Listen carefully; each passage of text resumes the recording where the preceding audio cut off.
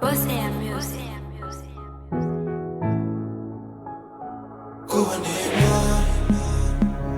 Woni E Maa yo azara ko yevele bayo wala jike ya kare hayo yani fotiro ne wadami jayo so musi bibi yo isayo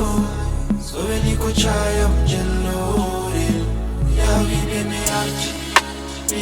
no demba mati huli ne montiko eltare oh ya vibe mi doki mi tadi ni pere la de ya kunde parode no di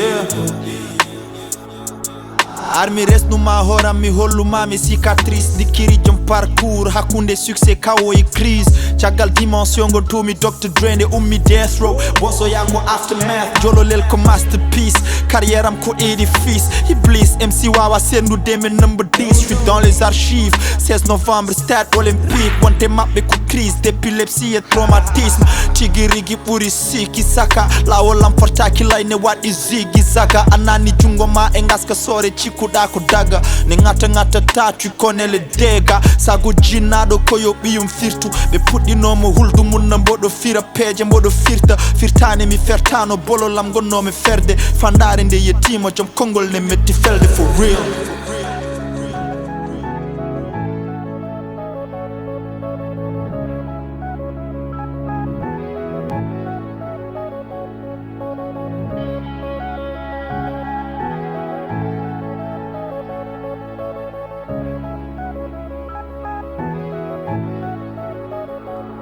E lawo lama laɓurɗo mi wonde focus mine hewde personnalité ji yala hen fo gondo focus so mayde nde ari mi werta juuɗe Jude Bellingham matle VG ko joguinomi fo mi Rocky Balboa influence lat cool chi silence jeeya koye éloquence Starry from the cancer de side cocktail de luxe et de violence mi yi fils à papa ne fantasme et délinquance vibe ender kao va et vient en toile de verse mon énergie sombre qui te fait tellement de bien alchimie hakunde toke en jumri yideni hulɓini sabu ko baro mo kewɗa inniri ya umri caggal homicide mi waɗɗo ya umra hay somi nimsiti waɗat effet boomerang dégâts psychologique parcours Daenerys Targaryen gonmi ko e tournant drogo Dracarys quotidien mouvementé faut rester debout comptabilise mes bénéfices ne ɓeydamiku sentiment assassiné bernam ko sende crime kono bonnani mi jikku e piwustani mi diine juule jibinaɗo makka feeri fayima din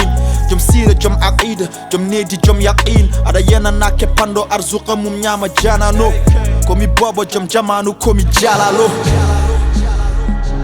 Woni E Maa yo azara ko yevele bayo wala jike ya kare hayo yani fotiro ne wadami jayo so musi bibi yo isayo so veli ko chaya